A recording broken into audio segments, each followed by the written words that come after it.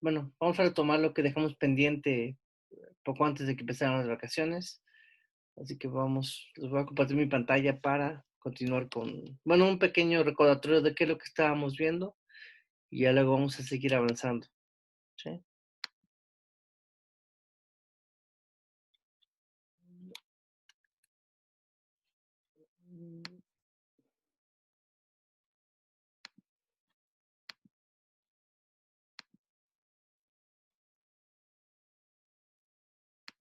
¿Sí ven mi pantalla?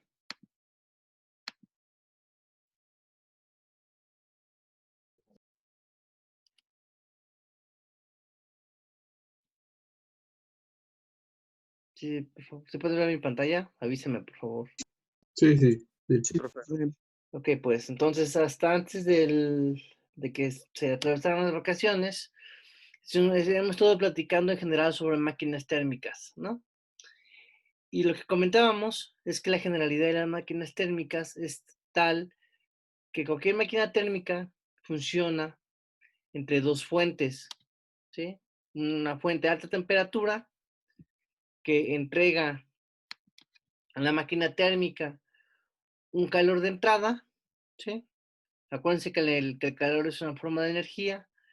Parte de ese calor se convierte en trabajo, ¿sí? Un trabajo que nos beneficia de alguna forma a nosotros, bueno, sí, a nosotros para, para lograr un trabajo, ¿no? Por ejemplo, que un auto se mueva, que una máquina produzca algún tipo de proceso, ¿no? Que haga algo, que una turbina funcione, por ejemplo, ¿sí? Entonces, parte del trabajo, perdón, parte del calor que se obtiene de una fuente a alta temperatura, de una fuente caliente, se convierte en trabajo, ¿sí? Sin embargo, no todo este calor que se recibe de la fuente de alta temperatura se convierte en trabajo. Hay otra parte de la energía que se tiene que desperdiciar a la fuerza, tal que existe un calor que se tiene que liberar a una fuente a baja temperatura, ¿no? A un sumidero. Y comentábamos que, pues, como sumidero, por ejemplo, está el medio ambiente, lagos, ríos, ¿sí? La atmósfera, bueno, el aire mismo, ¿no? Que comentábamos que puede ser un ejemplo de sumidero, ¿sí? Entonces, y siempre es necesario poder, bueno, siempre, para poder obtener una máquina térmica que opere en ciclos, esto siempre tiene que suceder, ¿sí? Siempre tiene que haber un desperdicio de energía, el cual se tiene que entregar a una fuente a baja temperatura, al cual le llamamos un sumidero, ¿sí? Después de que se lleva a cabo este proceso de liberación de calor a una fuente fría, el ciclo se repite, ¿no? El sistema vuelve a recibir calor de una fuente a alta temperatura, ¿sí? Para de nuevo recibir un calor de entrada, o un calor de la fuente caliente. Nuevamente, una parte de esa energía perdón, se entrega, se libera o se obtiene como beneficio un trabajo, y después parte de la energía se tiene que desperdiciar y liberar a una fuente a baja temperatura, ¿sí? Este, eh, También discutimos que, bueno, o sea, ¿cómo podemos medir qué tan buena o qué tan mala es nuestra máquina térmica? ¿Sí? Comentábamos que, bueno, el trabajo neto de salida tiene que ser, para fines prácticos, ¿cuál es el calor de entrada que yo recibo de la fuente caliente menos el calor de salida que desperdicio, ¿no? Si nosotros hacemos esta diferencia, acuérdense que el calor es una es una forma de energía, tiene unidades de joules. Esa diferencia de calores nos tiene que dar el trabajo neto que genera la máquina. Y acuérdense que el trabajo también tiene unidades de energía, ¿no? Entonces, como les decía, si nosotros tenemos que que W, en este caso, es el trabajo que efectúa nuestra máquina térmica, una forma de saber qué tan buena o qué tan mala o qué tan mal es nuestra máquina es calculando su eficiencia térmica, ¿sí? Que comentábamos que es la cantidad, es la razón de la cantidad de trabajo neto que genera la máquina térmica, en este caso este W, dividido entre la cantidad de calor que se recibe de la fuente caliente. ¿Sí? Aquí está escrito, ¿no? Bueno, aquí está en palabras. ¿Sí? Aquí ya está sustituyendo ya como una ecuación. ¿Sí? Y recordando que ese trabajo neto de salida no es más que la diferencia de los calores de entrada o el calor que se obtiene de la fuente caliente menos el calor de salida o el calor que se entrega a la fuente fría. La eficiencia térmica se puede calcular en general a través de esta ecuación, ¿no? Que es la eficiencia térmica representada por esta letra, eta, es una letra griega, es 1 menos el calor de salida, el calor que se desperdicia, entre el calor que se recibe de la fuente caliente, ¿no? Digamos, esta definición es muy, bueno, esta parte de definiciones es muy general y aplica para cualquier tipo de máquina térmica. ¿Sí? Esto es muy, muy, muy general, ¿no? Y repito, se aplica para cualquier tipo de máquina térmica. ¿Sí? También ya estuvimos platicando de uno de los ciclos más importantes, ¿sí? El cual es el ciclo de Carnot. ¿Sí? El ciclo de Carnot es un ciclo ideal, reversible, ideado, ¿no? Eh, quizás en la mente de, bueno, de este señor, Cedric Carnot, es quien lo propuso. Y resulta que esta máquina térmica es la máquina térmica más eficiente que existe, ¿no? No hay máquina más eficiente que el ciclo de Carnot. Y bueno, aun cuando en la práctica no pueda llevarse a cabo como tal, sí sirve como una máquina térmica reversible, ideal, de referencia para comparar la eficiencia de una máquina real con la eficiencia que nos puede dar una máquina de Carnot. ¿Sí? La máquina de Carnot o el ciclo de Carnot, así como los siguientes ciclos que vamos a estar discutiendo, consta de 4 procesos. ¿Sí? El primer proceso es tener una compresión, bueno, en un diagrama presión contra volumen específico, consiste en tener una expansión del tipo isotérmico. A ver, ¿alguien se acuerda que es un proceso isotérmico? Si quieren, mejor aquí lo pone este dibujo. La A ver, temperatura es constante. la temperatura es constante, ¿no? Por ejemplo, si tenemos un sistema de émbolo, un pistón en un cilindro, el primer proceso consiste en que si tenemos el pistón en esta posición y el sistema, eh, permite una expansión del émbolo, pues, y se lleva a cabo a temperatura constante, es decir, un proceso isotérmico, el émbolo se va a mover desde esta posición a esta otra, ¿no? Del 1 al 2, ¿sí? ¿Sí? Y esa expansión se lleva a cabo a temperatura constante, ¿sí? Como consecuencia de estar en contacto con una fuente caliente, ¿no? Por eso es que aquí la temperatura es T sub H, ¿sí? Porque la máquina térmica está en contacto con una fuente a alta temperatura, ¿sí? Después de que el émbolo se expandió, ¿no? En un proceso isotérmico, la máquina térmica deja de estar en contacto con la fuente caliente, ¿sí? Y lo que hacemos es que la aislamos adiabáticamente, ¿sí? A ver, ¿se acuerdan qué es un proceso adiabático? ¿O de qué consta un proceso adiabático?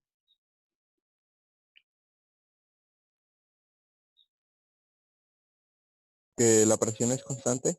No, cuando la presión es constante es un proceso isobárico.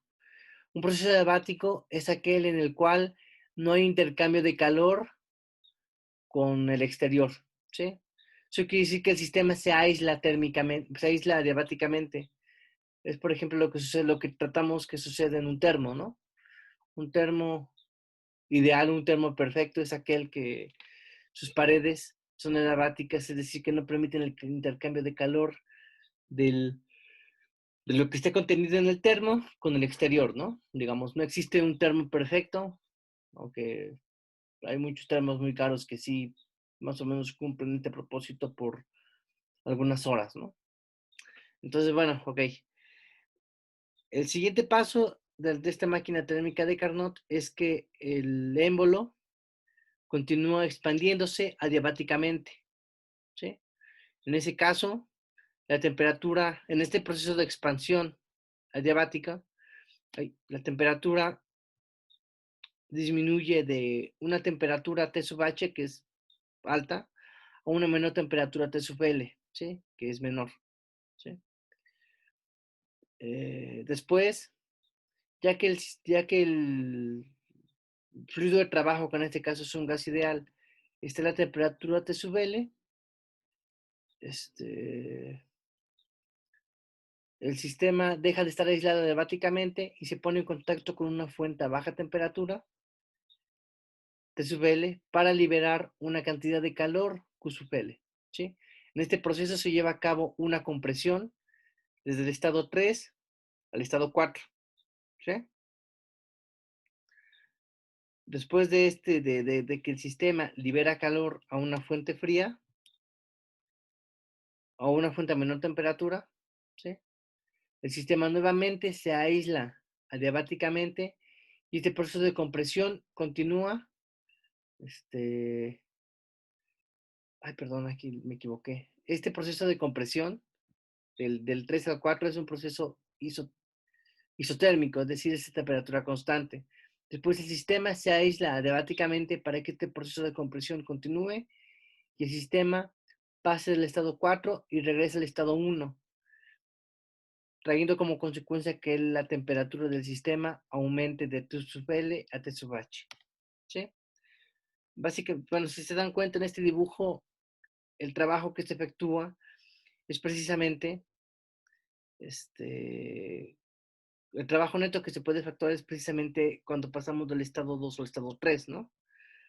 Porque el émbolo se está moviendo, ¿no? Y si este émbolo está conectado, pues algún engrane, o algo que pueda, no sé, por ejemplo, un engrane que se puede hacer girar, y ese engrane a su vez se genera otro engrane, pues se puede generar un trabajo neto, ¿no?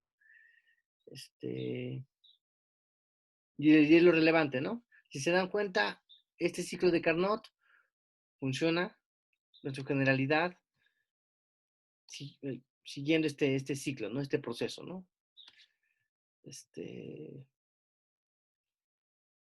Digamos, aquí el ciclo de Carnot está descrito de forma, bueno, cómo funcionaría en un sistema émbolo cilindro. Y aquí está el mismo ciclo expresado en un diagrama presión contra volumen específico, ¿sí? Tenemos aquí del estado 1 al estado 2 un proceso isotérmico, donde se obtiene calor de una fuente caliente. Luego del 2 al 3 tenemos un proceso adiabático, en el cual la expansión continúa. Y aquí se puede generar algún trabajo neto de salida, ¿sí? Luego del 3 al 4 tenemos una compresión que es isotérmica y en este caso el sistema libera calor hacia una fuente fría. Por eso es que aparece esta flechita de que se libera una cantidad de calor que supele. Luego tenemos del estado 4 al 1, que es una compresión adiabática, ¿sí?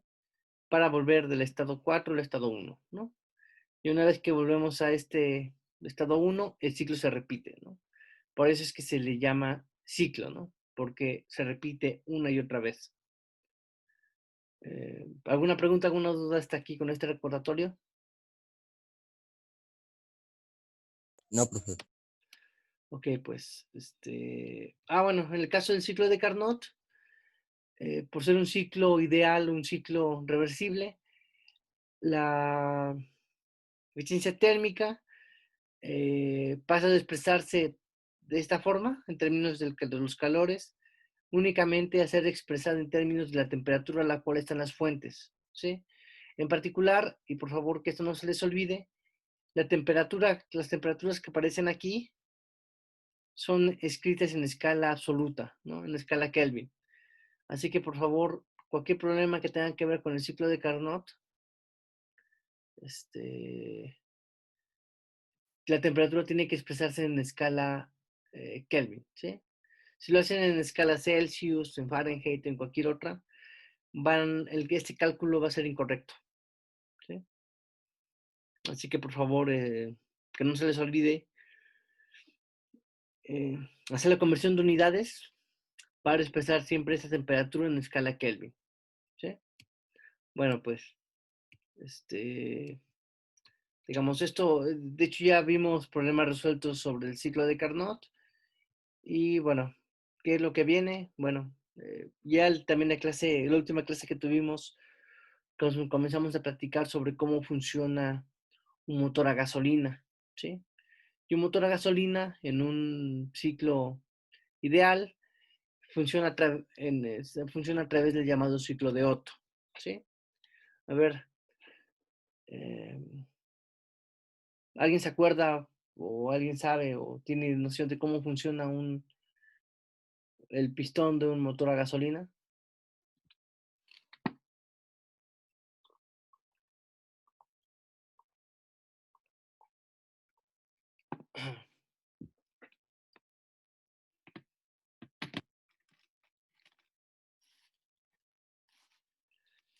Bueno, pues a ver, ¿no? Aquí tenemos un pistón, ¿sí? Este pistón puede subir o puede bajar, ¿no? Cuando el pistón está en lo más alto, se dice que está en su punto muerto superior, ¿sí? Este PMS significa punto muerto superior, ¿sí? Cuando el pistón está en su posición más baja, está en este que se llama punto muerto inferior. La distancia que recorre un pistón desde el punto muerto inferior hasta el punto muerto superior se le llama carrera, ¿sí? El diámetro del pistón es lo que se le dice, se le llama su calibre, ¿no? Dense cuenta que cuando el pistón está en su punto muerto superior, pues el volumen pues, que hay bueno, en el sistema pistón-cilindro, pues es mínimo. Cuando el pistón está en su punto muerto inferior, el volumen disponible o el volumen que tiene el sistema cilindro pistón es máximo, ¿no? Entonces, bueno, a ver, primero, teniendo el pistón en el punto muerto inferior, ¿sí? Esencialmente lo que hay adentro del sistema cilindro-pistón es aire, ¿no? Entonces, como les mencioné, o no sé, me acuerdo si lo mencioné, pues el ciclo de Otto sirve para modelar idealmente un motor a gasolina, ¿sí? Entonces, una vez que tenemos aire aquí dentro, digamos aire en general, existe una válvula de admisión que lo que causa, o eh, para lo que sirve es para permitir que entre gasolina, ¿sí? Aquí al volumen, ¿no? Cuando tenemos la mezcla aire con gasolina, pues existe una bujía, ¿no? De hecho, aquí no se ve, ¿no? Por acá tendría que haber una bujía, que lo que genera es un chispazo, ¿no? Esa bujía pues, se provoca de chispazo, provoca que la gasolina y el aire se enciendan, ¿no? Dándole calor al sistema, ¿no? Mediante un chispazo se quema la gasolina, se enciende. Eso sería nuestro calor de entrada, ¿no? Causa que el pistón, ¿no? Se mueva. Después, ¿qué es lo que sucede?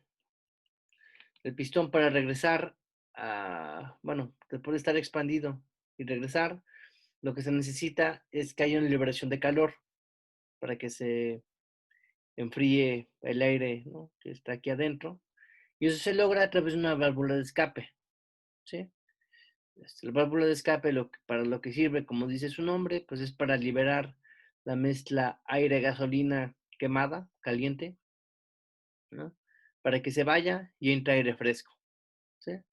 Entonces, básicamente, el, el ciclo de Otto, que es el ciclo de motor a gasolina, funciona de esta forma, ¿no? Dense cuenta que los ingredientes importantes, o más bien, es tener este par de válvulas, el de admisión para la gasolina, el de escape para la liberación de la mezcla aire-gasolina ya quemada, ¿no? Bueno, esta es una generalidad de cómo funciona el pistón de un motor a gasolina. ¿Sí? ¿Alguna pregunta, alguna duda? ¿Algún comentario? No. Bueno, pues quizás en un curso más adelante pues entre en mayor detalle, ¿no? Pero acuérdense que este es un curso de termodinámica y lo que importa es entender cómo es que funciona o cómo es el ciclo termodinámico del ciclo de Otto, ¿sí? Entonces, como les mencionaba, ¿no? Si tenemos el pistón en el punto muerto inferior, que sería aquí el estado 1, ¿sí? Tenemos aire aquí adentro, ¿sí? Después, ¿qué es lo que sucede? Hacemos una compresión diabática, ¿sí? Para la mezcla de aire, bueno, para el aire que está aquí adentro. Se abre la válvula de admisión, ¿sí? Y ya una vez que el pistón pasa del punto muerto inferior, llega al punto muerto superior, entra la gasolina a través de la válvula de admisión, se genera un chispazo, ¿sí? Por eso es que aquí, del estado 2 al estado 3, hay hay un calor de entrada, ¿no? Porque se genera un chispazo causado eh, por la bujía, lo cual hace que se queme la gasolina, ¿no? El pistón se sigue manteniendo en el punto muerto superior mientras se quema toda la gasolina, ¿sí? Para pasar del estado 2 al estado 3, ¿no?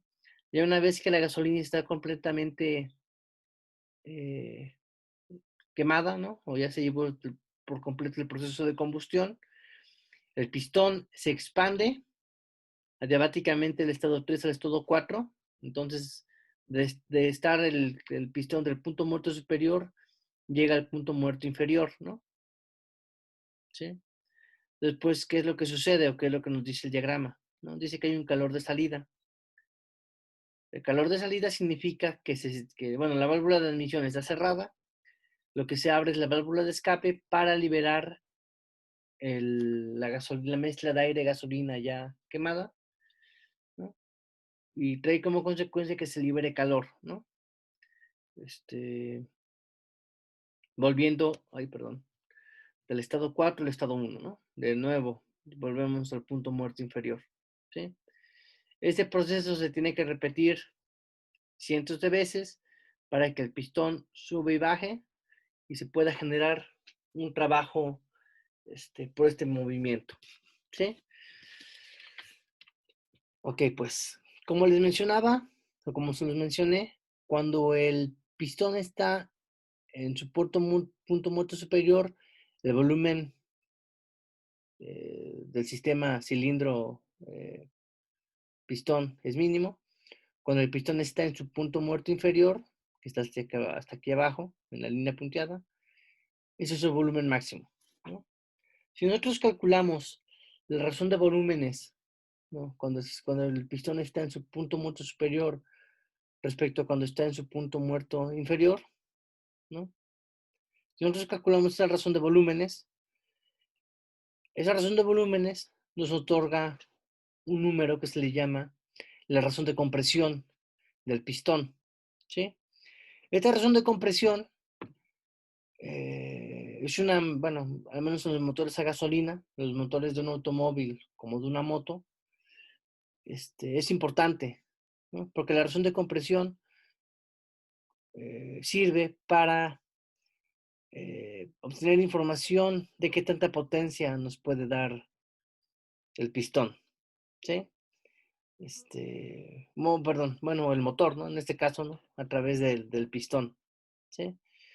Acuérdense que,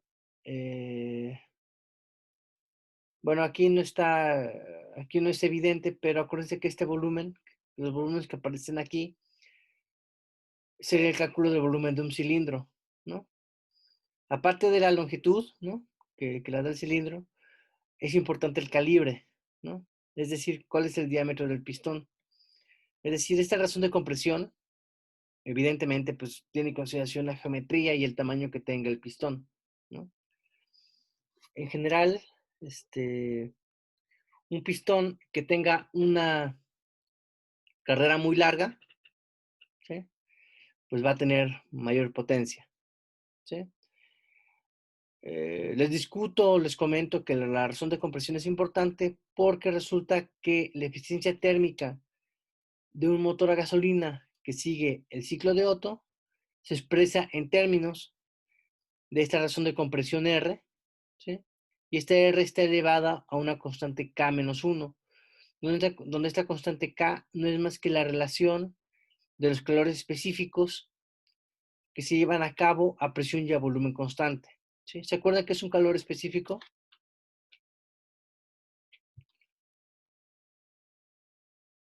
¿Es el calor de la propia sustancia? Es la cantidad de calor que puede recibir y almacenar una sustancia, en este caso un fluido de trabajo, ¿sí? Que vamos a suponer que es un gas ideal, ¿no? Acuérdense que en todo este tipo de procesos hay procesos que son a presión y a volumen constante. Eso quiere decir que calor específico se puede calcular a presión y a volumen constante. Eso lo vimos en la unidad 1, ¿sí? Resulta que cuando uno calcula la razón de los calores específicos, a presión constante y a volumen constante, cuando uno calcula esta razón, ¿sí? Esta razón nos otorga esta constante K, que se llama la razón de calores específicos. Bueno, pues, esta constante K, ¿sí? Que aparece aquí, entra también como ingrediente para el cálculo de la eficiencia térmica, ¿sí? Por eso es que la eficiencia térmica del ciclo de Otto se calcula como 1 menos 1 entre la razón de compresión elevado a la constante K, que es la relación de calores específicos, menos 1, ¿no? Aquí con lo que quiero que se queden, después de haber discutido cómo funciona el ciclo de Otto, el ciclo de gasolina, es que la eficiencia térmica del ciclo de Otto se calcula a través de esta ecuación, ¿sí?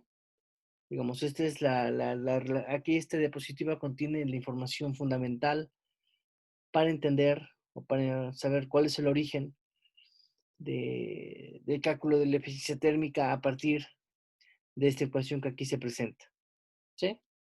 ¿Alguna pregunta, alguna duda? Ok, pues continuamos. Perdón, ya saben que esto se corta. ¿Sí ven mi pantalla? Sí. Bueno, a ver, entonces les decía, ¿no? ¿Tienen alguna pregunta, alguna duda bueno, con lo que acabo de discutir y en particular con cuál es el origen de esta fórmula para la eficiencia térmica? No, profe, ninguna. Bueno, pues, a ver, ahorita lo que voy a seguirles mostrando otros ciclos y después, si da tiempo, continuamos a ver ejemplos resueltos de aplicación de estas fórmulas, de esta fórmula. Entre y la siguiente clase, ¿no? Vamos a ver ejercicios resueltos, ¿no?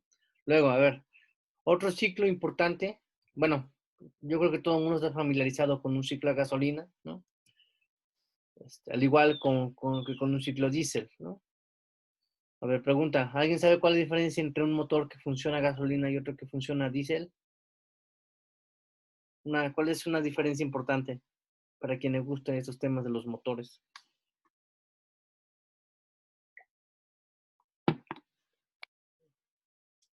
¿O alguien sabe? Ajá, sí. Bueno, una diferencia importante o cómo funciona un ciclo diésel. La verdad no, profe. Bueno, pues, a ver cómo, de hecho aquí se ve, está ejemplificado, ¿no? Resulta que los motores a gasolina siempre ocupan una bujía, ¿no? Y la bujía, pues, sirve para dar un chispazo y con eso se genera la combustión, ¿no? En el caso de un motor diésel, no es necesario tener una bujía, ¿no? Porque el motor, el diésel, el combustible, se enciende por compresión. ¿Qué es lo que sucede? Tenemos el émbolo, ¿no? Tenemos aire, ¿no? Dentro del sistema émbolo-cilindro, ¿no? El émbolo se comprime, se empuja, ¿no? Se comprime el aire que está aquí adentro del cilindro. El hecho de que se comprime el aire causa que el aire se caliente, ¿no? Se inyecta el combustible, diésel, ¿no?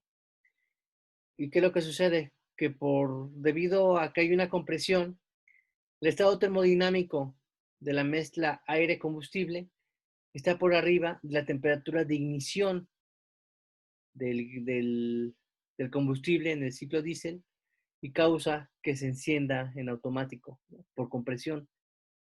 Entonces, una diferencia importante entre un motor que funciona a gasolina y un motor que funciona siguiendo el ciclo de diésel, empleando el combustible adecuado que comercialmente se le llama diésel,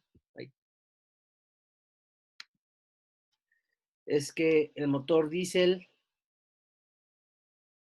la combustión se lleva a cabo literalmente por compresión del cilindro en la mezcla aire-combustible.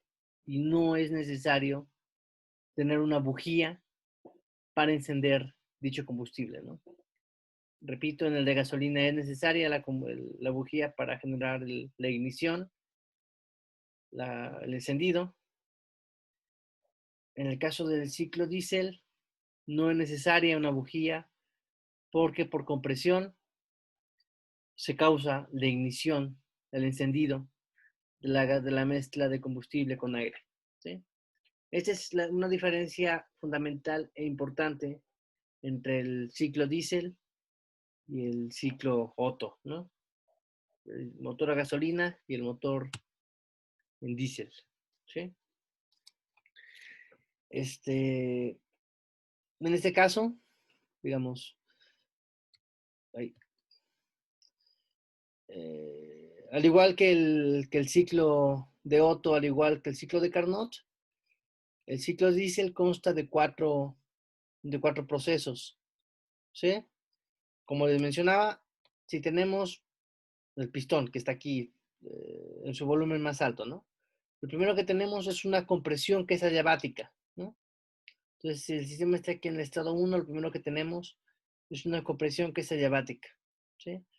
Cuando comprimimos adiabáticamente el aire que está aquí adentro, lo que estamos causando es que la presión y la temperatura aumenten, ¿no? En el aire que está aquí adentro, dentro del cilindro y del pistón, ¿no? Después se mete el combustible, ¿no? Y por compresión se enciende la mezcla aire-combustible, ¿no? Eso genera que haya un calor de entrada, ¿sí? Este proceso eh, de encendido se lleva a presión constante, es decir, un proceso isobárico, ¿no? Es decir, hay una adición de calor a presión constante, ¿no? Pasando del estado 2 al estado 3.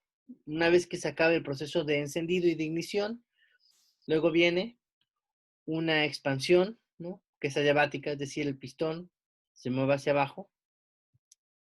Es un proceso que es adiabático, pasando del estado 3 al estado 4. Luego, una vez que el pistón o el proceso de expansión se lleva por completo, hay una liberación de calor abriendo alguna válvula de escape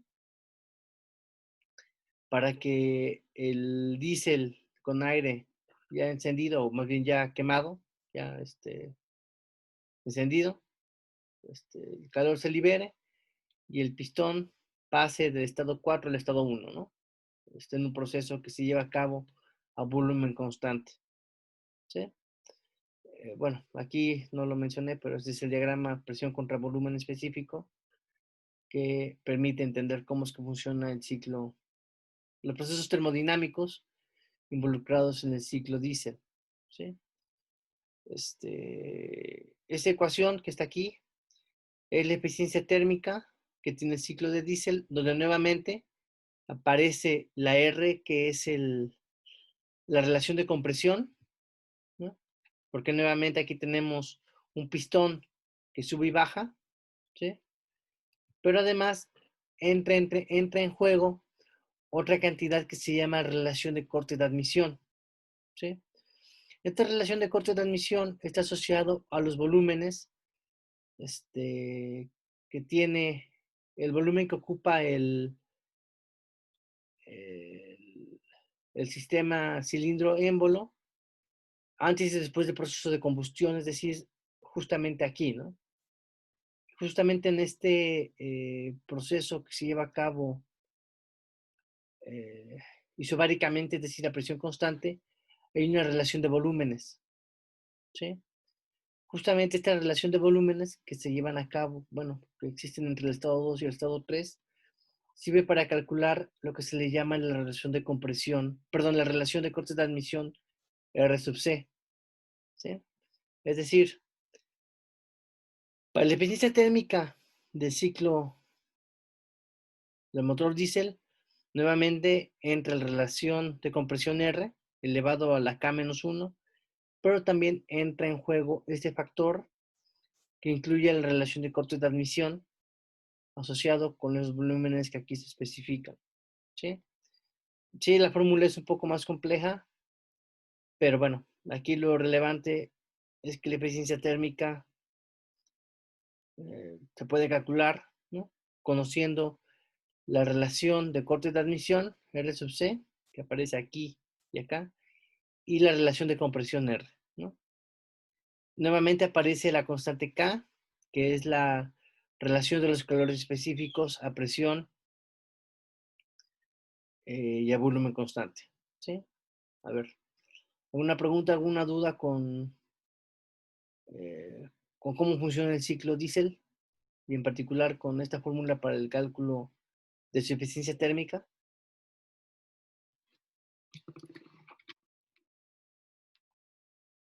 Profe, en esta máquina también hay una válvula de admisión y una de escape. Sí, bueno, acá no aparece en el dibujo, pero sí, hay una, bueno, una válvula de admisión o un inyector en este caso para la gasolina y también tiene que haber una válvula de escape, ¿no? Mm, sí, claro, debe de haberlo. Ah, ok. Aquí el dibujo no lo incluye, pero sí, sí tiene que haber una válvula que permita la entrada de la gasolina, ¿no? Para que exista este calor de entrada. Luego tiene que haber una válvula de salida, ¿no? Una válvula de escape para liberar el diésel quemado, ¿no? Bueno, el combustible quemado, ¿sí? Por cierto, se llama ciclo diésel por un señor que se apellidaba Diesel, ¿no? Y casualmente en las gasolinerías venden gasolina que se le llama diésel, ¿no? Es una casualidad, pero tampoco se confundan, ¿no? Este diésel solo es la gasolina que le llamamos diésel solo es un nombre, ¿no? Puede haber tenido otro nombre. ¿Alguna otra pregunta o duda?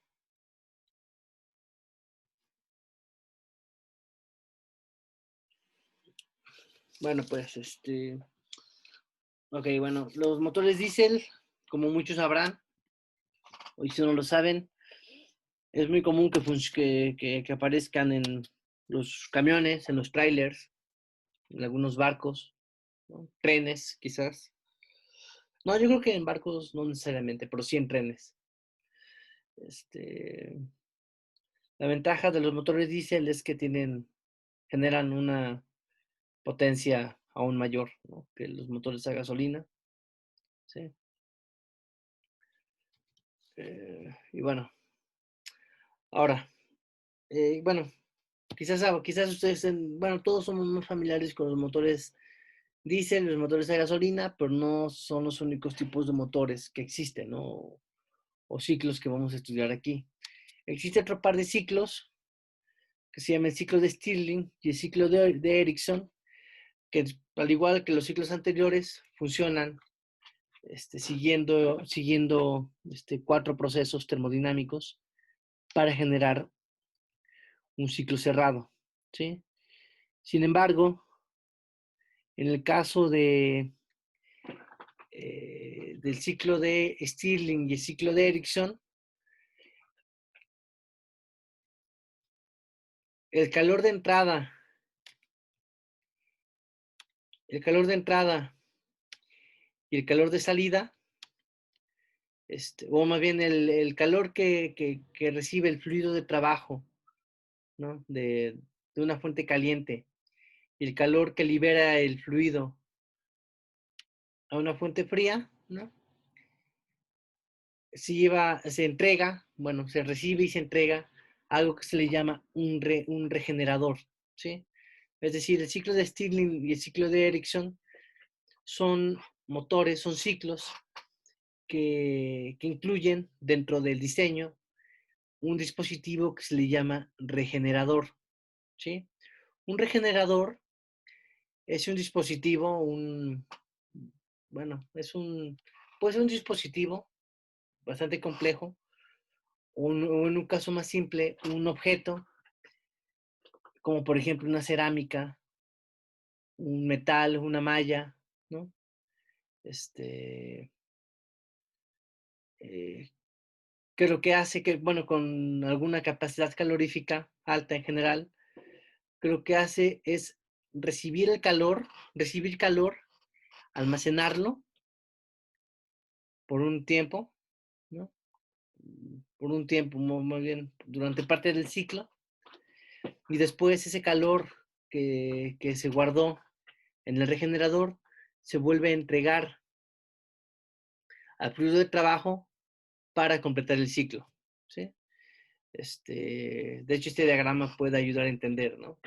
Si tenemos un fluido de trabajo que circula aquí en esta región gris, por ejemplo, tenemos que en algún momento del ciclo el fluido de trabajo entrega calor al regenerador, ¿no? El fluido de trabajo continúa con su ciclo, ¿no? Generando trabajo, lo que sea. Y después, el fluido de trabajo nuevamente recibe calor a través de este regenerador, ¿no? Y ya continúa el fluido de trabajo en su ciclo cerrado, ¿no? Digamos, este diagrama que está aquí sirve para representar esta idea, ¿no? De tener un fluido de trabajo que opera en un ciclo cerrado, ¿sí? Pero en este caso el calor se entrega y se recibe de un dispositivo que se le llama un regenerador, ¿sí? Eh, para entenderlo podemos, bueno, tanto el ciclo de Stirling como el ciclo de Ericsson funcionan usando este tipo de regeneradores, ¿sí? Un ejemplo concreto o simplificado de cómo es que funciona, en este caso, el ciclo de Stirling con un regenerador, es suponer que tenemos este sistema de par de émbolos, ¿no? Limitados bueno, dentro de un cilindro, ¿no? Supongan que tenemos este par de émbolos, ¿no? Y aquí en medio tenemos este cuadro gris que vendría a ser el regenerador, que puede ser, por ejemplo, una cerámica o una malla de metal, ¿no? Entonces, supongamos que tenemos un, un par de émbolos, ¿no? Uno de ellos se expande, ¿no? Obteniendo calor, ¿no? De este regenerador, ¿no? Hay una expansión, ¿no? Después hay una compresión, ¿no? Este émbolo que ya está aquí expandido se comprime, ¿no? Entonces, si aquí hay un fluido de trabajo, ¿qué es lo que sucede? ¿No? Si nosotros este pistón que está aquí lo empujamos hacia la derecha, el fluido de trabajo va a pasar a través del regenerador, ¿sí? El regenerador se va a quedar, va a recibir calor, ¿sí? El fluido de trabajo va a pasar a través del regenerador. Como el calor se queda dentro del regenerador, el fluido de trabajo disminuye su temperatura, causando una disminución en la temperatura. Y además, por ejemplo, si aquí el movimiento del pistón, de este pistón que está del lado izquierdo, hacia la derecha, eh, también causa que se mueva el pistón de la derecha, manteniendo el volumen constante, ¿no? ¿Qué es lo que sucede? El fluido de trabajo pasa de esta región del lado izquierdo a esta región del lado derecho, ¿no? El calor se almacena dentro del regenerador para disminuir la temperatura del fluido de trabajo, ¿sí? Después, acá se lleva a cabo un proceso de expansión para el cilindro derecho. Después viene una compresión. El fluido nuevamente pasa a través del regenerador, recibiendo calor de dicho regenerador para de nuevo repetir el ciclo, ¿sí? Digamos, esto es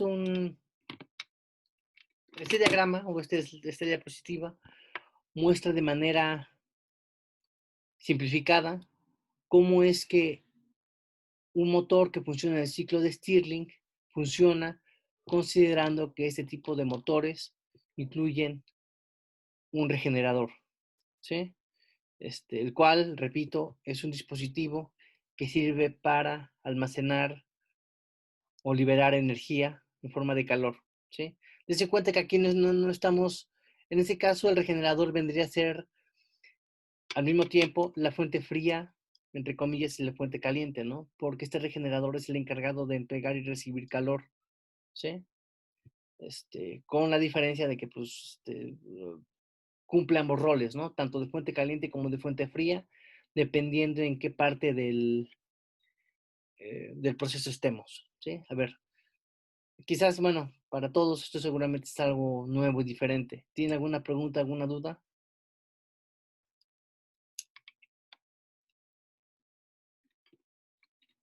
Profe, ¿y el calor que se queda en el regenerador se utiliza para algo o solamente se queda ahí?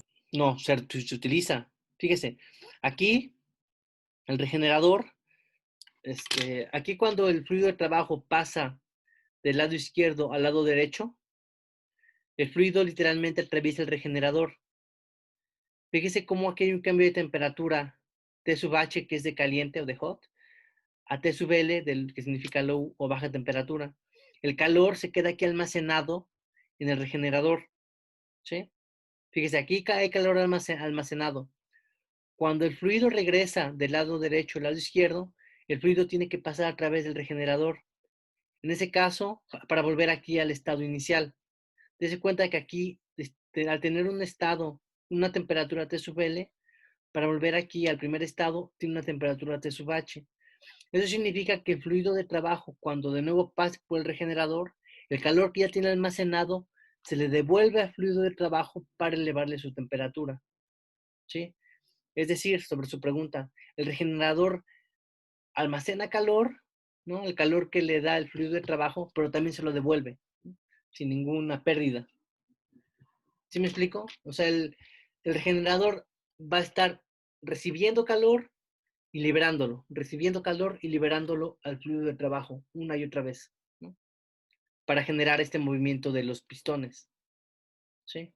Los pistones van a ir y van a venir, van a ir y van a venir, ¿sí? ¿Sí le respondí su pregunta? Sí. Sí, o sea, el regenerador nunca se va a quedar con el calor de forma indefinida, ¿no? Siempre va a estar recibiendo y liberando, recibiendo y liberando. ¿Alguna otra pregunta?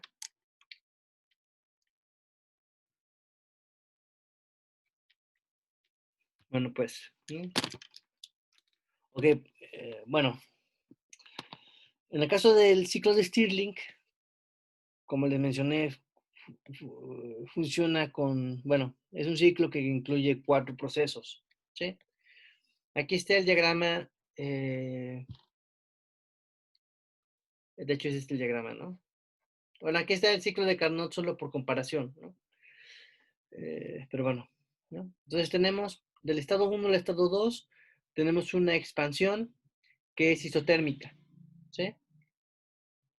A temperatura T sub H, ¿sí? Después del estado que sería aquí, ¿no? Tenemos esta expansión que es a temperatura T sub H, que es isotérmica, ¿no? Luego del estado 2 al estado 3 tenemos un proceso de regeneración que se lleva a cabo a volumen constante, ¿no? Es decir, el regenerador recibe calor, ¿no? Ay, perdón.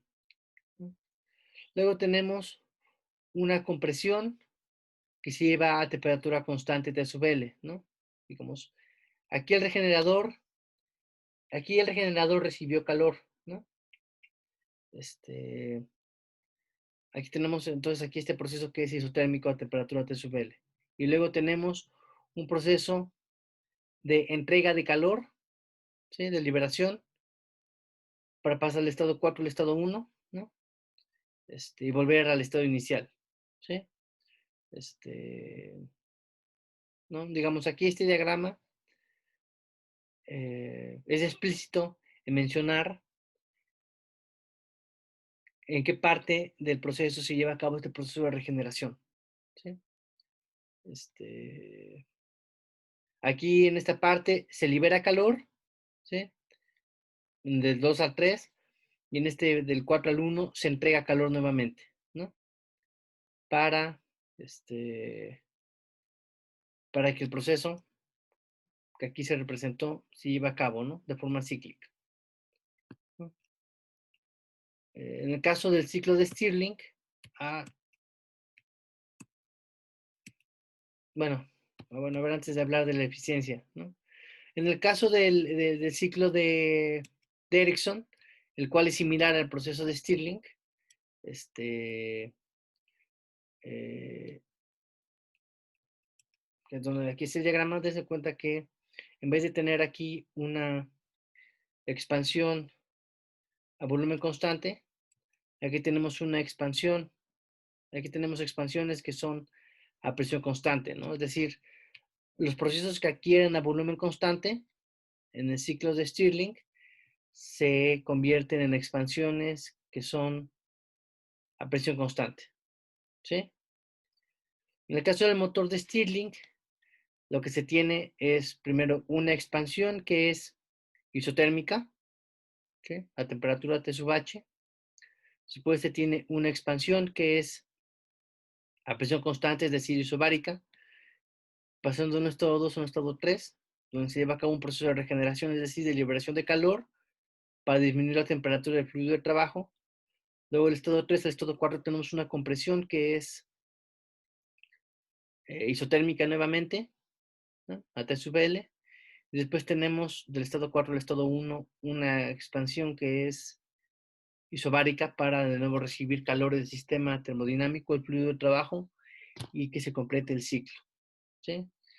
Digamos, en general así funciona el motor de Ericsson, como se muestra en esta diapositiva, y aquí aparece el ciclo de Stirling, ¿no? Lo relevante o lo más importante que quiero que por favor de aquí se queden es que la eficiencia térmica del ciclo de Stirling, del ciclo de Ericsson, se calcula igual que el ciclo de Carnot. Es decir, la eficiencia térmica para el motor de Stirling y de Ericsson únicamente depende de las temperaturas de la fuente fría, o más bien de la temperatura, de la temperatura en lo que sería la equivalencia a la fuente fría, entre la temperatura de la fuente caliente, ¿no? O digamos, la temperatura a la cual tiene que estar el sistema cuando recibiera calor de una fuente caliente, ¿sí? En este caso, la eficiencia térmica pues, es muy sencilla y es familiar a nosotros, ¿no? Porque es la misma que el ciclo de Carnot. A ver, ¿alguna pregunta, alguna duda?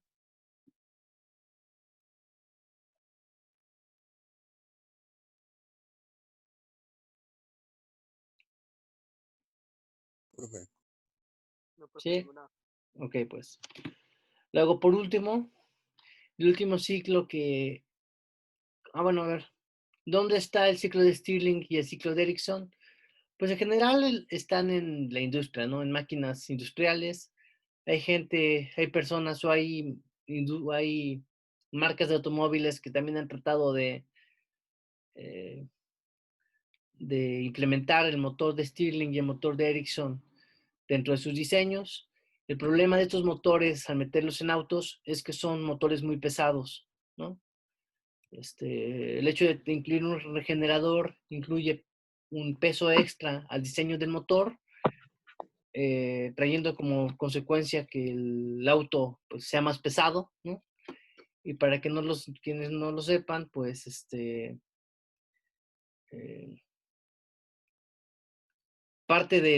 bueno, en la actualidad parte del diseño de un automóvil es que los automóviles sean lo más ligeros posibles, ¿no? Para que tengan motores más pequeños, motores más ligeros, y pues bueno, ahí haya una ganancia en, en dinamismo, ¿no? Digamos, actualmente, pues no, creo, bueno, ningún auto comercial funciona con estos motores, con estos ciclos de Stirling y de Ericsson, aunque sí ha habido intentos. Donde sí se pueden encontrar es en la industria, ¿no? En algún proceso industrial, en algún motor industrial para generar algo, ¿no? Algún tipo de proceso, ¿no? Y luego, por último, vamos a platicar de lo que es el ciclo de Brighton, ¿sí? El ciclo de Brighton aparece en general en turbinas, ¿no? Como la de los aviones, ¿sí? Básicamente en el ciclo de Brighton, ay, chin, esto se va a cortar. El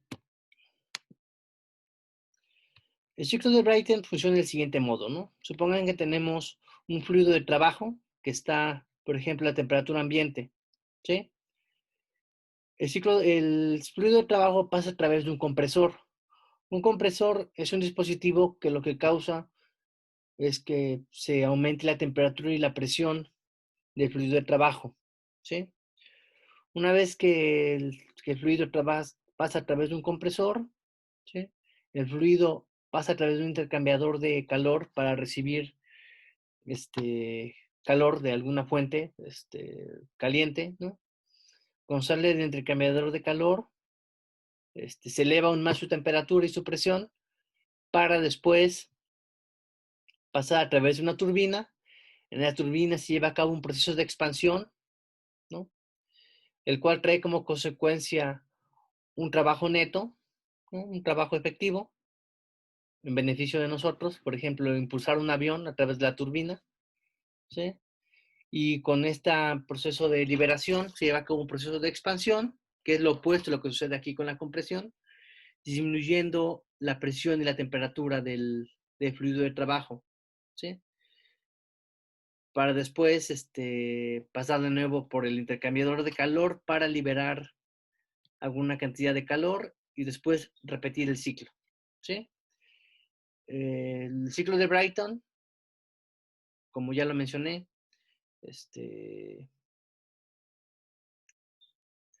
está en los motores de aviones en general, ¿no? El diagrama, nuevamente, el diagrama termodinámico para el ciclo de Brighton incluye 4 procesos, ¿sí? Primero es una compresión que es adiabática, que se lleva a cabo aquí en este compresor. Después viene una adición de calor a presión constante, que se lleva a cabo aquí en esta sección, ¿sí? Y después hay una expansión adiabática en una turbina, que lo que hace es que, pues, se libere el fluido de trabajo, ¿no? Para disminuir su presión y su temperatura. Y después se lleva a cabo un proceso de rechazo de calor a presión constante, ¿no? Que se lleva a cabo aquí en este intercambiador de calor, ¿no? Que libera calor hacia el exterior, ¿sí? Eh, eh, la eficiencia del ciclo de Brighton se calcula a través de, eh, de esta expresión que está aquí escrita, donde en este caso aparece esta R sub P que se llama relación de presión, ¿sí? Esta relación de presión es la diferencia de presiones, o más bien las presiones que existen entre el estado 1 y el estado 2. Es decir, la presión a la cual entra el fluido de trabajo, que puede ser, por ejemplo, la presión atmosférica, ¿no? Y la presión a la cual sale el fluido de trabajo después de pasar por el compresor, ¿no? Entonces, antes de pasar por el compresor, el fluido de trabajo tiene una presión. Después de salir del compresor, el fluido de trabajo tiene otra presión. Si uno calcula la razón de las presiones antes y después de pasar por el compresor, esto permite calcular lo que se llama la relación de presiones, ¿sí? La relación de presión, pues es un ingrediente importante, o más bien el ingrediente fundamental para calcular la eficiencia térmica del ciclo de Brighton, ¿sí? Dense cuenta que es similar a la que le calculamos que fue el ciclo de Otto, ¿no? Solo que aquí aparece una relación de presiones y nuevamente aparece la constante K que tiene que ver con la relación de calores específicos, ¿sí? Y pues ya, ¿no? después de haber platicado cuál es el ciclo termodinámico para el motor de Brighton, o el ciclo de Brighton, la eficiencia térmica se calcula a partir de esta expresión que está aquí escrita. ¿Sí? A ver, ¿alguna pregunta, alguna duda?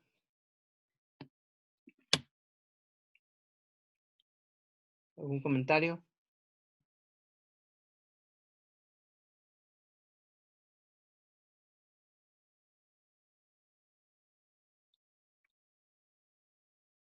No, profe, ninguno. Bueno, pues, si se dan cuenta en todos los ciclos termodinámicos que les he discutido, pues ya les expreso de forma directa cuál es la expresión de la eficiencia térmica. Estas expresiones se pueden demostrar analizando termodinámicamente los ciclos, ¿no? Aquí no incluye eso, pues porque, pues, creo que no es, bueno, o sea, sí es importante, pero lo que más me importa es que por favor traten de recordar y de ser familiares con las expresiones que les sirven para calcular la eficiencia térmica de los motores, ¿sí? Luego, a ver, como les mencioné, eh, este, ay no, ¿qué hice?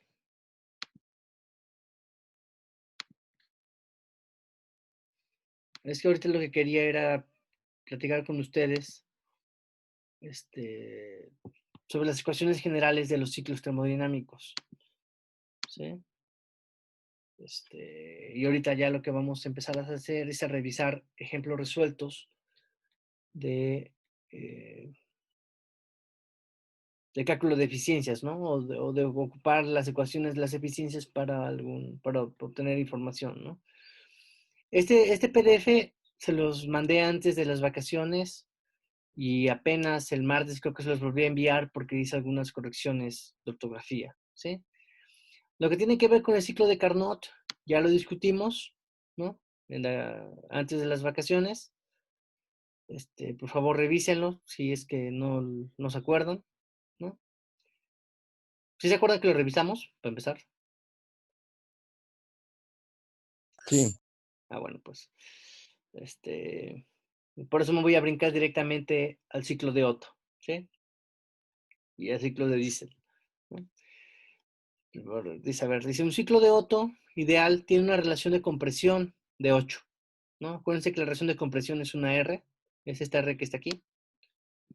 No puedo, bueno, no importa, es esta R. Y se suponga que el fluido de trabajo es un gas ideal diatómico, cuyos calores específicos son 20.8 joules entre mol por Kelvin.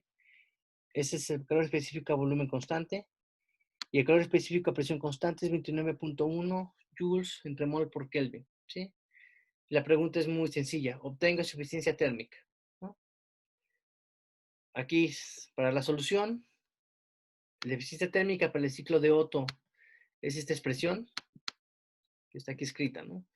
Dense cuenta que aquí aparece la relación de compresión, R, que nos las da el problema, y la constante K, habíamos dicho que se calcula como la razón de los calores específicos a presión y a volumen constante, es decir, la constante K se calcula como 29.1 entre 20.8. Aquí ya no puse las unidades porque son las mismas, ¿no? Y se eliminan, ¿sí? Pero bueno, si ustedes calculan esta razón, les da que es de 1.4, ¿sí? Luego, sabiendo que la R vale 8 y la constante K vale 1.4, simplemente hay que sustituir en esta ecuación que está aquí escrita, ¿sí? Aquí está la sustitución, ¿no? Es 1 menos 1 entre 8 elevado a la 1.4 menos 1, ¿sí? 1.4 menos 1 es 0.4, ¿sí?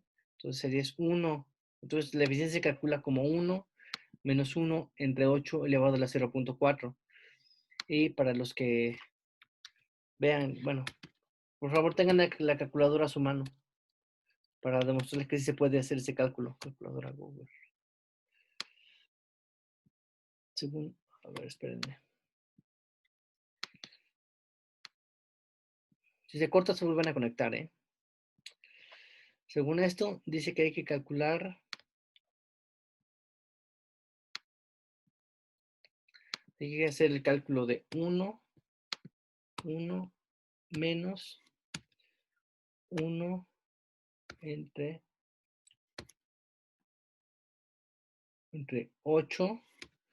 En su calculadora tiene que haber un botón como este que dice x elevado a la y, ¿no? Si le pico, acá le puedo poner el exponente, ¿no? 0.4, cierro paréntesis, y ya le pico al igual, y me da.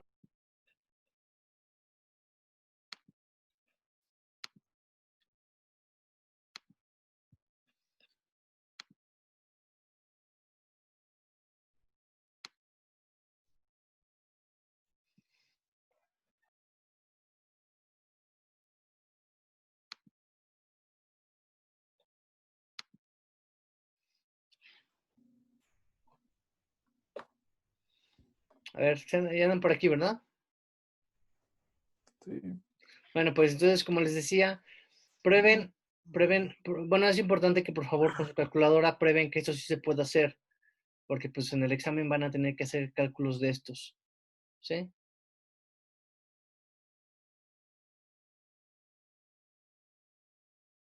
A ver, ¿todo el mundo sí puede hacer la cuenta en su calculadora?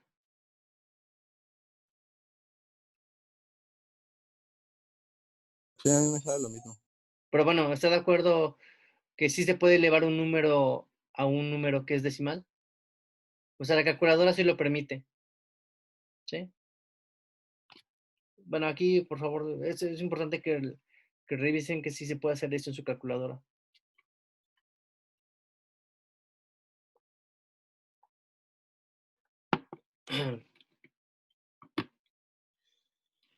A ver, ¿tiene alguna pregunta, alguna duda con este problema?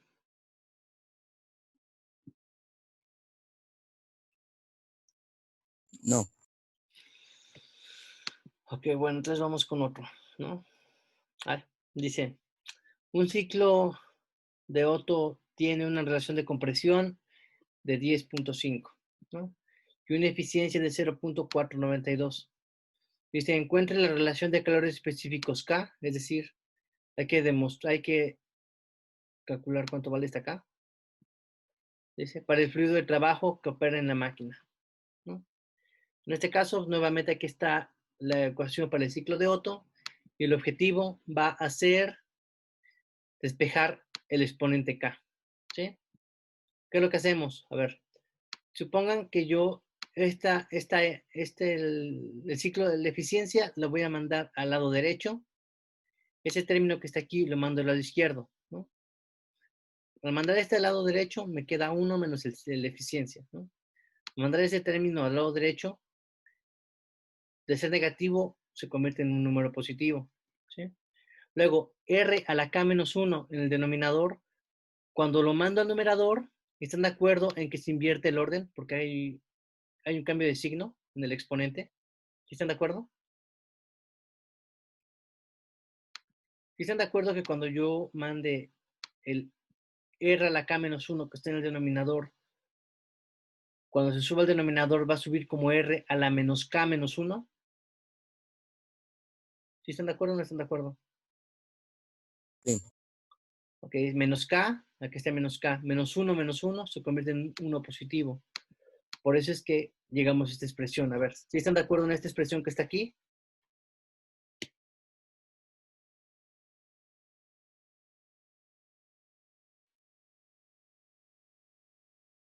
Simplemente fue un despeje, ¿eh? La eficiencia se manda al lado derecho. Este término, el 1 entre R a la K menos 1 se mandó al lado izquierdo y el R a la K menos 1 se mandó al numerador, ¿no? Y por eso es que se lleva a cabo este cambio de signo en el exponente. Ok, pues, para poder despejar la K, que está como exponente, tenemos que ocupar propiedades de los logaritmos, ¿sí? Espero que en su curso de funciones matemáticas hayan visto estos detalles y si no, aquí les voy a platicar cómo se hace, ¿sí? Lo primero que hay que hacer es aplicar el logaritmo natural a ambos lados de la igualdad, que es lo que aquí se hace, ¿sí? Luego, los logaritmos tienen una propiedad importante. Cuando le aplicamos el logaritmo a un término que tiene un exponente, resulta que una propiedad de los logaritmos es que el exponente, que es 1 menos k, puede bajar como coeficiente, ¿no? Es por eso que este 1 menos k, que estaba aquí como exponente, baja como coeficiente multiplicativo, ¿sí? A ver, este paso es importante. ¿Sí? ¿Sí tienen claro esto que aquí les acabo de mencionar? Esta es una propiedad de los logaritmos, ¿sí? El lado derecho no le he hecho nada, ¿no? Entonces, a ver, si aquí tengo 1 menos k multiplicado por logaritmo natural de r, aquí este está multiplicando. Si lo mando al lado derecho, ¿cómo pasa? Bien. Dividiendo, ¿no? Que es lo que aquí se hace, ¿sí? Luego, a mí me interesa la k, ¿no? ¿Qué es lo que voy a hacer? Esta k la manda al lado derecho y todo este término que está aquí lo mando al lado izquierdo, ¿no? Cambiando de signo. Por tanto, la constante k se determina a partir de esta expresión 1 menos el logaritmo natural de 1 menos la eficiencia del ciclo entre el logaritmo natural de la relación de compresión, ¿no? Simplemente sustituimos valores, ¿no? Aquí está. Es 1 menos la eficiencia, que es 0.492, que nos lo dio el problema, entre, entre el logaritmo natural de 10.5, ¿no? Que también nos lo dio el problema, ¿sí? Fíjense, a ver, aquí voy a ocupar mi calculadora. A ver, aquí le voy a decir, por cierto, una cosa es el logaritmo natural, que aquí está, y otra cosa es el log, ¿no? Este es logaritmo base 10. Nosotros nos interesa el ln, que es el logaritmo natural. El logaritmo natural de 1 menos 0.492 da menos 0.677, ¿no? Que aquí está escrito, ¿no? Ay, perdón, ¿no? Luego, si calculo el logaritmo natural de 10.5, es 2.351, ¿no? Ya después de hacer las cuentitas, a ver, sería menos por menos, más, ¿no? Sería 1 más, sería, pues aquí es 1 más 0.677 entre, perdón, aquí no olviden poner paréntesis, 1 más 0.677 entre 2.351 da 1.288, ¿no? A ver, por favor verifiquen que les dé esto. Hago las cuentas con ustedes porque tienen que ocupar su calculadora y tienen que saber usarla, ¿no? Así que por eso repito las cuentas. ¿Sí les salió su calculadora? Sí.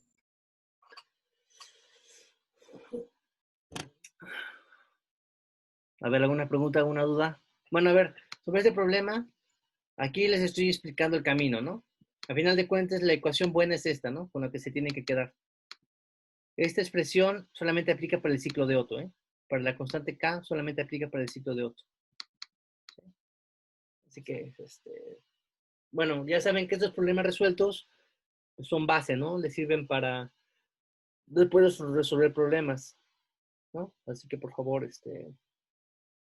entiendan, ¿no? Aquí lo que discutimos para después saber que pueden ocupar estos como base para después resolver problemas. ¿Alguna pregunta, alguna duda?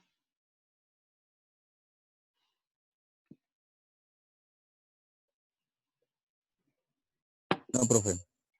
Ok, bueno, a ver, vamos ahora con ejemplos del ciclo de diésel, ¿no? Dice, un ciclo diésel ideal con un gas ideal de atómico como fluido de trabajo tiene una relación de compresión de 18, ¿sí? Y una relación de corte de admisión de 2. Determina la eficiencia térmica de acuerdo con las condiciones, de acuerdo a las condiciones del problema, ¿no? Aquí la eficiencia del ciclo de Otto está escrita, ¿no? Esta ya se las presenté en las diapositivas, ¿no? Aquí tenemos que la relación de compresión R vale 18, ¿sí? La relación de corte de admisión R sub C vale 2, ¿no? es un gas ideal, un gas atómico ideal. Entonces, bueno, aquí ya no lo mencioné, ¿no? Pero del primer problema, para un gas diatómico, ¿no? Que es este, la constante vale 1.4, ¿no? Aquí lo demostramos que vale 1.4. Por eso es que de nuevo ocupamos ese dato y aparece la K como 1.4, ¿no? Y aquí lo único que resta es sustituir. Dice que es 1 menos, menos la relación de compresión, que es 18, elevado a la K menos 1, que es 1.4 menos 1, ¿no? Luego la relación de corte de admisión, que es 2 elevado a la K, que es 1.4 menos 1, entre K, que es 1.4, por relación de corte de admisión menos 1, que es 2 menos 1, ¿sí? A ver, deje hago las cuentas con ustedes, ¿no? El 1, pues ahí lo dejo, ¿no? Voy a calcular primero este término. ¿Cuánto vale esto que está aquí? Es 1 entre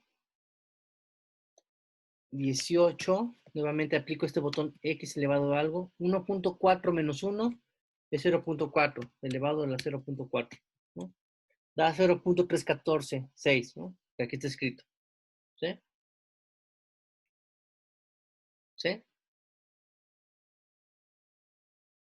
Luego, para lo que está entre paréntesis cuadrados, dice que es 2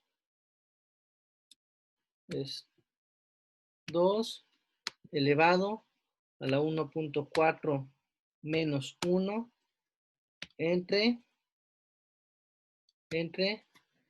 es 2 menos 1 es 1. 1 por 1.4 por 1.4. ¿Sí?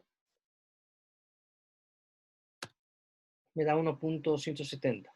¿No? A ver, por favor, todo el mundo verifique estas cuentas. ¿Sí? A ver, ¿alguna pregunta, alguna duda hasta aquí?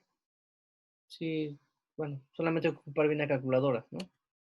Luego es 1 menos 0.3146 por 1.170.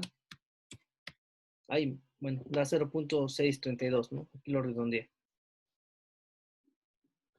A ver, ¿alguna pregunta, alguna duda? Chequen, verifiquen las cuentas, por favor. ¿No? Aquí sí me voy purificando para que aprendan a ocupar su calculadora.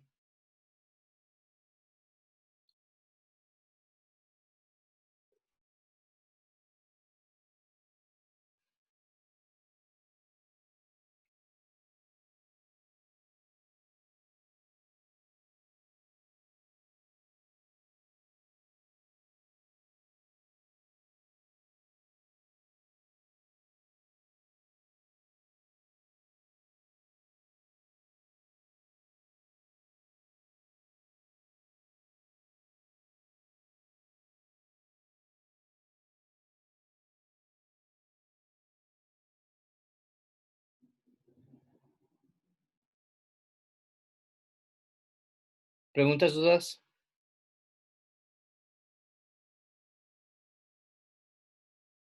No, ninguna. A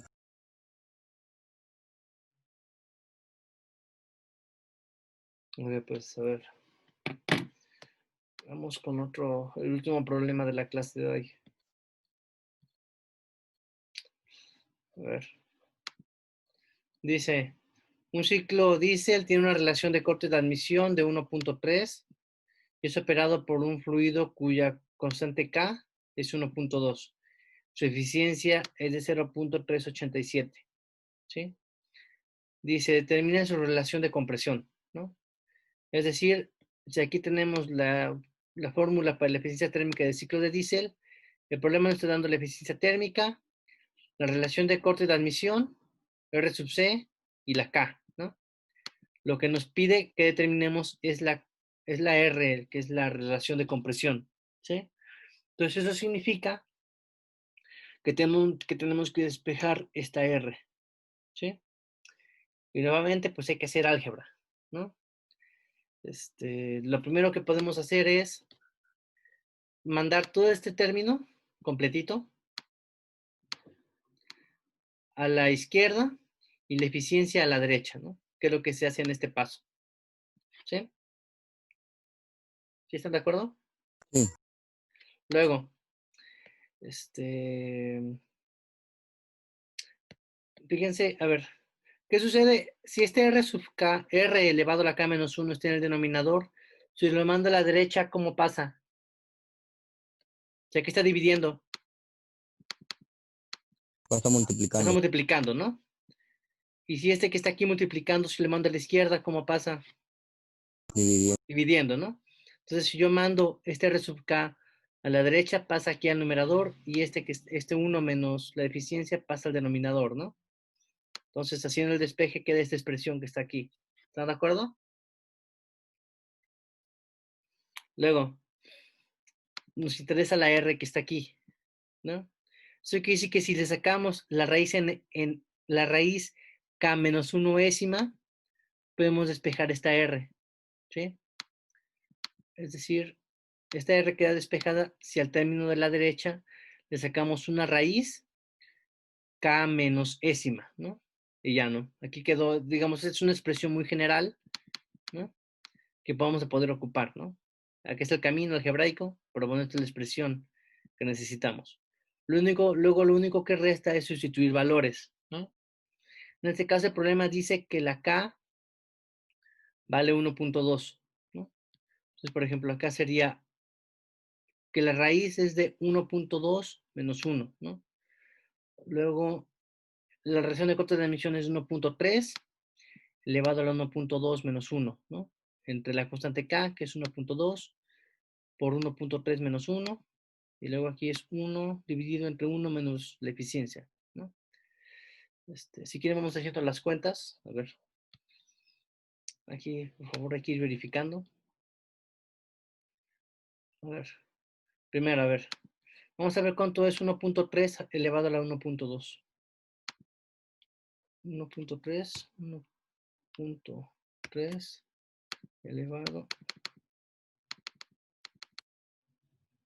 1.3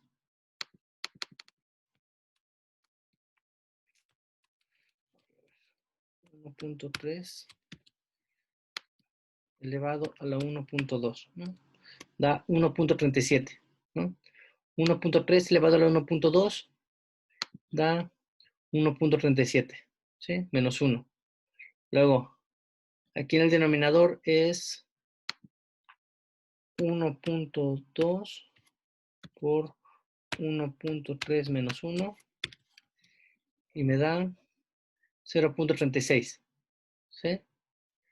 Luego aquí es el de 1 menos la eficiencia, sería 1 menos 0.387, da 0.613, ¿no? Luego, a ver, voy a trabajar con lo que está aquí entre paréntesis cuadrados, ¿sí? Entonces,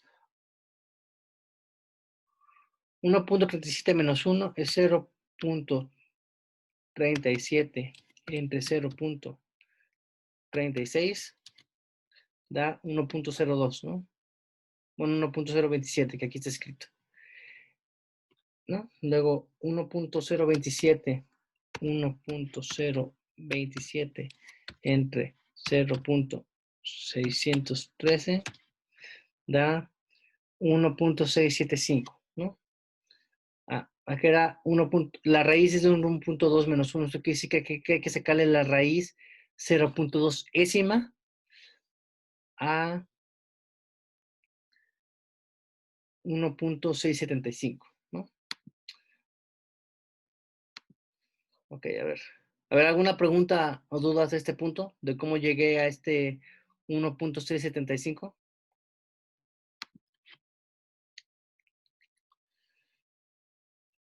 No. Ok, a ver, ¿no? A ver, acuérdense que si tenemos la raíz enésima de algo, esa raíz se puede expresar como el número elevado a la 1 entre n, ¿no?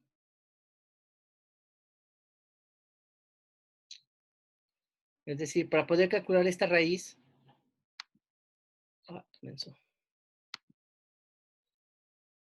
necesito calcular 1, tengo que calcular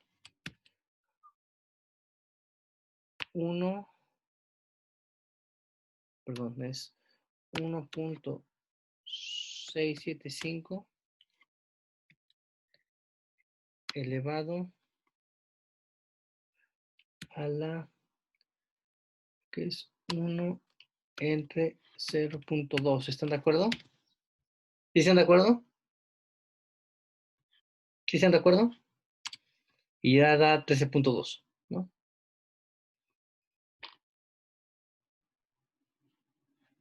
Sí, a ver, ¿sí se acuerdan de esta propiedad que tienen las raíces? Que si tenemos la raíz enésima de algo, bueno, la raíz enésima de este número, se puede expresar como este número elevado a la 1 entre n, ¿no? En este caso n vale 0.2. A ver, aquí le pongo un zoom, ¿no? Por eso es esto. ¿Están de acuerdo? Ah, ok.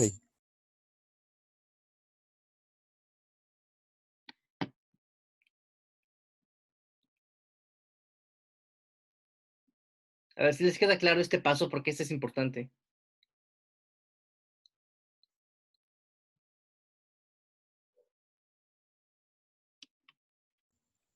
Sí.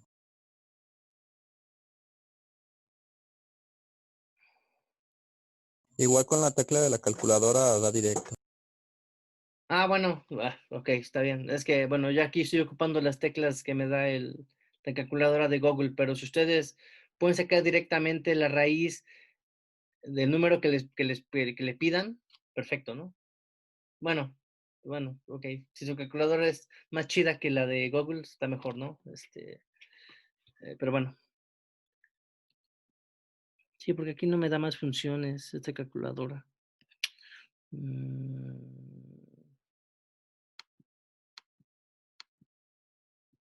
pues no. Bueno, a ver, preguntas, dudas.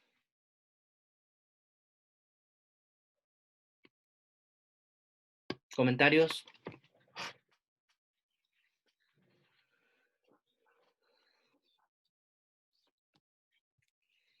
Entonces, Ah, ¿esta R qué sería? esta R es la relación de compresión. Acuérdese.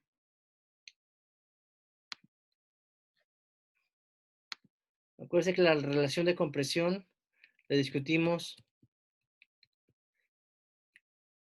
aquí, ¿no? Esta R es la relación de... Ay, esa R que determinamos en este último problema es la relación de compresión, ¿no? Y nos da la razón, es la razón de los volúmenes que encierra el cilindro con el émbolo cuando el pistón está en su punto muerto superior respecto al punto muerto inferior, ¿no? Al revés, ¿no? Del punto muerto inferior respecto al punto muerto superior, ¿no? Acuérdense que este pistón sube y baja, ¿no? Y la relación de estos volúmenes, ¿sí? ¿Sí ¿Como de la claro? carrera? Está asociado a la carrera, ¿sí? Este, digamos, un cilindro de carrera muy larga, bueno, tendría una relación de compresión alta, ¿no? Ah, Y ok. un cilindro que tenga una carrera muy corta tendría una relación de compresión muy pequeña, ¿no? Y eso se traduce en que el motor no sería tan potente, ¿no? Si una carrera larga significa, bueno, bajo ciertas condiciones se puede entender como un pistón que genera una buena potencia. Y el número que nos dio ahorita, 13.24, ¿qué sería? ¿Buena o mala? Es buena, de hecho. Bueno, yo no entré en detalles, ¿no? Pero este es un motor. Ah, bueno, pero es un motor diésel. Fíjense que los motores diésel, su relación de compresión regularmente está entre 12, 18, 20, ¿no? Bueno, qué bueno que me preguntó eso, ¿no? En los motores diésel la relación de compresión está entre 12 y 20 más o menos, ¿no? Y en los motores de gasolina la relación de compresión está entre 8 y 12.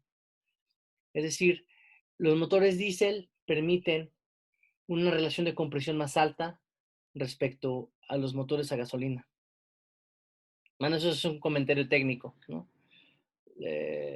¿Por qué? Pues bueno, los motores diésel son motores más grandes, ¿no?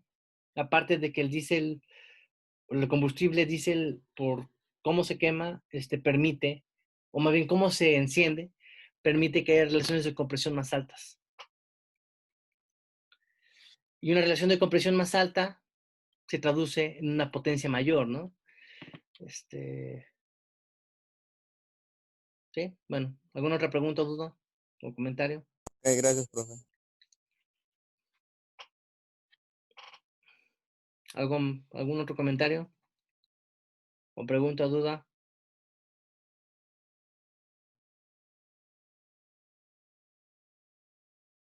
Bueno, si no lo hay, pues bueno, hasta aquí llegó la clase de hoy y mañana vamos a continuar revisando el resto de problemas resueltos que ya les mandé, bueno, que ya tienen en este documento PDF, ¿sí? Si tienen alguna pregunta o duda de la revisión que puedan hacer de este PDF hoy, ¿no? Desde el inicio, o que revisen, se adelanten y revisen el resto de ciclos, pues bueno, mañana me preguntan, por favor, ¿sí? Si no hay alguna otra pregunta, alguna otra duda, pues hasta aquí llegó la clase de hoy. Ok, gracias, profe. Esperen antes de que se desconecten. Dejen ver quién se conectó. Ok, pues, no, ya no compartí pantalla. Bueno, entonces ya hasta aquí llegó la clase. Nos vemos mañana, nos escuchamos mañana. Saludos, profe. Bye, bye. Bye.